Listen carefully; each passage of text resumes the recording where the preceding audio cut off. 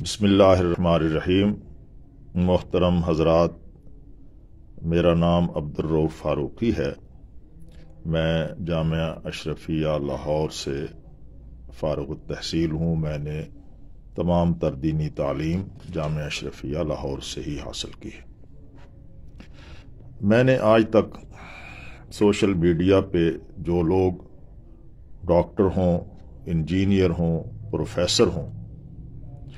ان سے کبھی دین سیکھنے کی یا دینی معلومات حاصل کرنے کی کوشش نہیں کی۔ اس کی وجہ بڑی واضح ہے کہ میں نے مستند لوگوں سے اور ایسے لوگوں سے تعلیم حاصل کی ہے کہ جن کا سلسلہ سند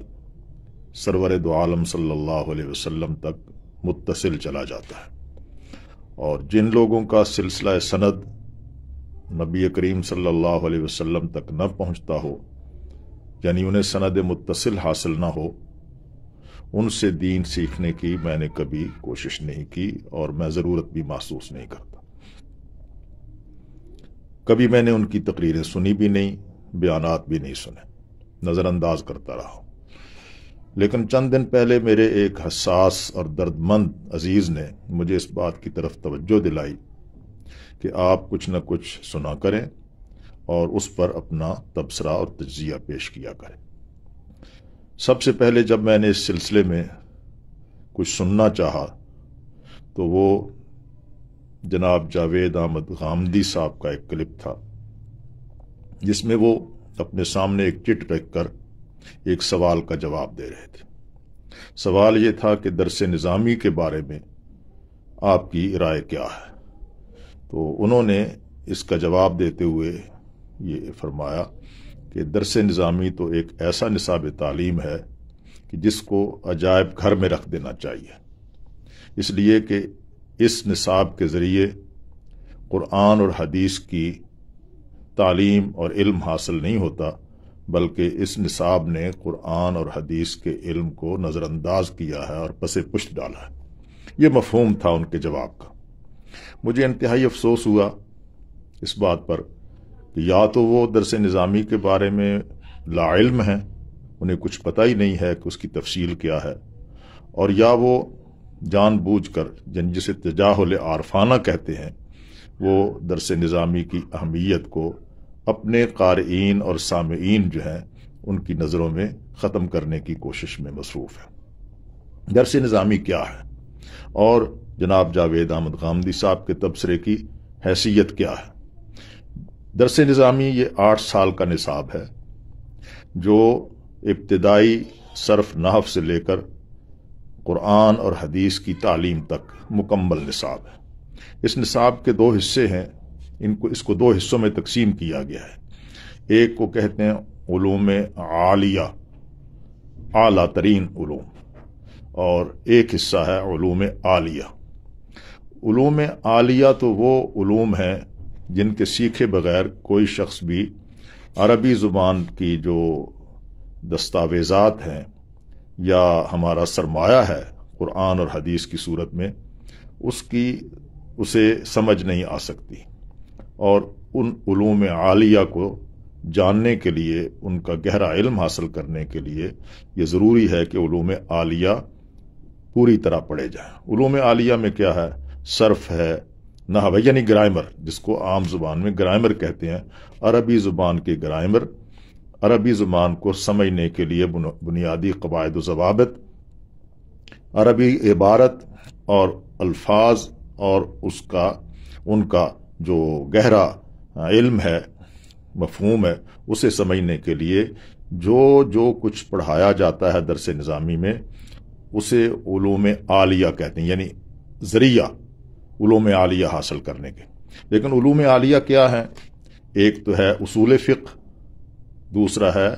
فقہ، تیسرا ہے اصول حدیث، چوتھا ہے حدیث، پانچواں ہے اصول تفسیر، اور چھٹا ہے تفسیر۔ آپ خود اندازہ کر لیں کہ قرآن مجید کی گہری بصیرت، گہرا علم اور احادیث مبارکہ کا گہرا علم اور گہری بصیرت حاصل کرنے کے لیے، اور جو فقہ قرآن و حدیث سے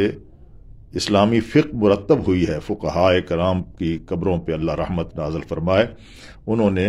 امت کے لیے قرآن و حدیث سے مسائل لے کر انہیں منضبط کیا ہے، مرتب کیا ہے، وہ فقہ اور پھر اس کے لیے اصول، یہ علوم عالیہ ہے۔ اور حقیقت یہ ہے کہ یہ علوم عالیہ حاصل کرنے کے لیے علوم عالیہ کا پڑھنا ضرور، جیسے دنیا میں کسی اور زبان کو، انگریزی ہو تو اس کے لیے گرامر ہے، اردو ہے تو اس کے لیے گرامر ہے، کوئی بھی زبان اور کسی زبان کا لٹریچر اور اس کا ادب پڑھنا ہو تو اس کے لیے یہ گرامر اور علوم عالیہ ضروری ہوتے ہیں۔ قرآن و حدیث میں کیا ہے؟ احادیث میں جسے آخری درس نظامی کا آخری سال قرار دیا گیا ہے وہ ہے دورہ حدیث کا۔ دورہ حدیث میں سیاستہ ہے، احادیث کی تمام کتابیں، اور اس سے پہلے سال جو ہے اس میں مشکات شریف ہے۔ اسی طرح تفسیر میں قرآن مجید کا ترجمہ ابتدائی سالوں سے شروع ہو جاتا ہے اور ایک ایک آیت اور ایک ایک لفظ کا ترجمہ سبکن پڑھایا جاتا ہے، یعنی قرآن مجید کے الفاظ کو کھول کر ان کے اندر جو اہم بصیرت ہے، جو اہم مضامین ہیں، اللہ تبارک و تعالیٰ کے احکام ہیں، وہ سب پڑھائے جاتے ہیں۔ اور پھر تفسیر کے طور پر تفسیر جلالین ہے، تفسیر بیضاوی ہے، اس طرح اور اسی طرح علم کلام میں عقائد اور شرح عقائد یہ کتابیں پڑھائی جاتی ہیں۔ اور دوسرے جہاں تک تعلق ہے معانی کا، صرف کا، نحو کا، تو وہ محض اس لیے پڑھائے جاتے ہیں کہ علوم عالیہ حاصل کرنے کے بعد ایک شخص بطور داعی اور مبلغ کے پوری دنیا میں اسلام کا پیغام پہنچا سکے، اور اسلام پر جو اعتراضات کیے گئے ہیں، خواہ وہ مستشرقین کی طرف سے ہوں، خواہ وہ ملحدین کی طرف سے ہوں، خواہ وہ سیکولر طبقے سے ہوں، یا کوئی بھی اسلام دشمن قوت جو ہے اس دنیا میں موجود ہے، ان کے جو اعتراضات ہیں، ان اعتراضات کا تسلی بخش جواب دینے کا سلیقہ آتا ہو۔ یہ سلیقہ ایسا کہ جسے مجادلہ کہتے ہیں، مکالمہ کہتے ہیں۔ قرآن مجید میں اللہ تبارک و تعالیٰ نے فرمایا کہ وَجَادِلْهُمْ بِالَّتِي هِيَ أَحْسَنُ، ان کے ساتھ جدال کرو، بحث و مباحثہ کرو، لیکن اس طریقے سے جو احسن ہے۔ تو یہ جو علوم ہیں وہ اس طریقے کا، اس سلیقے کو سکھاتے ہیں۔ اور حقیقت یہ ہے کہ ایک آدمی جب ان تمام علوم سے جو درس نظامی میں ابتدا سے آخر تک ہیں سبکن انہیں پڑھتا ہے اپنے کسی ایسے استاد سے جس کا علم مستند ہے اور جو معتبر ہے اور جس میں اخلاص ہے، جب اس سے یہ تعلیم حاصل کرتا ہے تو اس میں اللہ تعالیٰ کے فضل و کرم سے ایک صلاحیت پیدا ہو جاتی ہے کہ وہ اللہ کے دین کو، قرآن و حدیث کے مضامین کو لوگوں کے سامنے احسن طریقے سے بیان کر سکے، اور اگر دوسرے مذاہب کی طرف سے اسلام پر کوئی اعتراضات ہوتے ہیں تو وہ اعتراضات کا تسلی بخش جواب دے سکے۔ دوسری بات یہ ہے کہ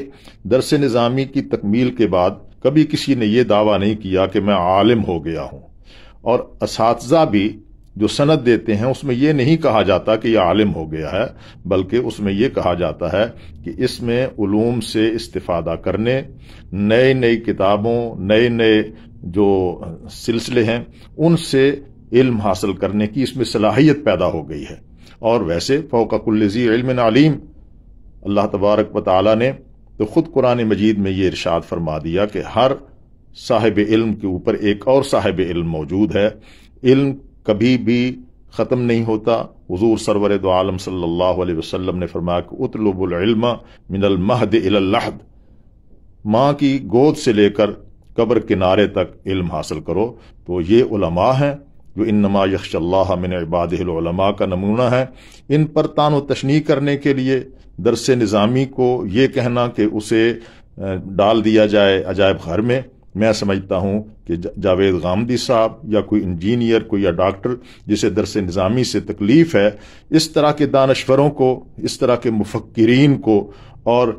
سوشل میڈیا پہ بیٹھے ہوئے جو لوگ ہیں ان کو تو کباڑ خانے میں بیچ دینا چاہیے، اور سکریب میں بیچ کر کسی کباڑ خانے میں ڈال دینا چاہیے۔ ان کی بات کی کوئی حیثیت نہیں، کوئی وزن نہیں۔ جنہوں نے خود درس نظامی پڑھا نہیں ہے اور درس نظامی کی ایک ایک کتاب کے بارے میں انہیں کچھ پتہ نہیں ہے،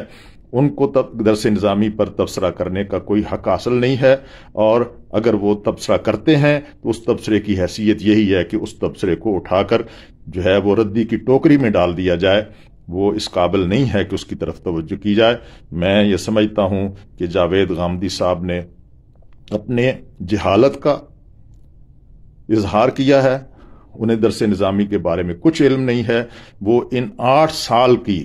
تقریباً 50-60 کتابیں جو ہیں، ان 50-60 کتابوں کے بارے میں کچھ نہیں جانتے، اور جب وہ کچھ نہیں جانتے تو انہیں اس پر تبصرہ نہیں کرنا چاہیے تھا۔ اگر تبصرہ کیا ہے تو خود انہوں نے اپنی جہالت اور اپنی لا علمی اور اپنی جو کمزور حیثیت ہے اس کا اظہار کیا ہے۔ میں یہ سمجھتا ہوں کہ ہمیں درس نظامی کے بارے میں پوری طرح معلومات حاصل کرنے کے بعد عامت المسلمین کو ان علماء کی قدر کرنی چاہیے جنہوں نے قرآن و حدیث کو اپنے کسی مستند عالم دین سے، جس کی سند متصل ہے، یعنی وہ اپنے استاد سے لے کر حضور سرور دو عالم صلی اللہ علیہ وسلم تک صحابہ کرام کے ذریعے بیان کرتا ہے کہ میرے استاد نے فلاں سے پڑھا، اس نے فلاں سے پڑھا، اس نے فلاں سے پڑھا، اور یوں چلتے چلتے